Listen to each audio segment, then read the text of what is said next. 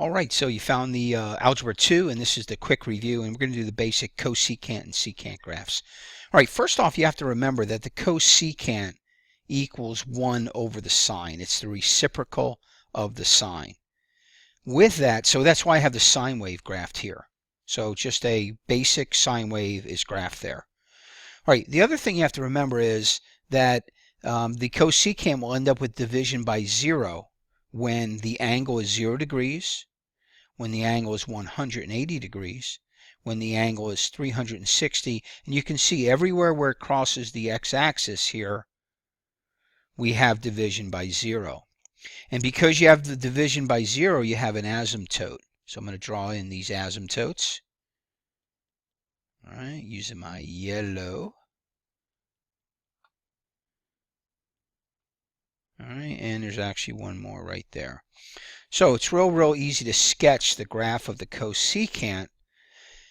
It's going to have, in this case, a min point right there where the sine has a max, and then it's going to head up toward the asymptotes.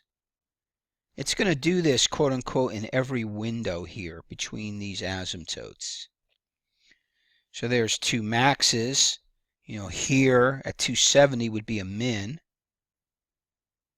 right? And here again, you got a min, and you're heading towards your asymptotes. And see how they do that? And another one here, trying to go quickly here, heading toward your asymptotes. All right, that's the basic look of the cosecant function. Now, what is a complete wave? A complete wave would be from 0 to 360. So right there would be the look of one cosecant. All right, and if you can do the cosecant, then you can also do the secant because it's the exact same idea, only now you start off with the cosine. Why? Because the secant is the reciprocal of the cosine. So again, you can see where the asymptotes are going to be. We got an asymptote there, asymptote there, asymptote there, and an asymptote there. And again, now we're able to sketch the basic secant function. So I'm going up. And I think these are generally a little bit wider there. Going up toward the asymptote, going up toward the asymptote.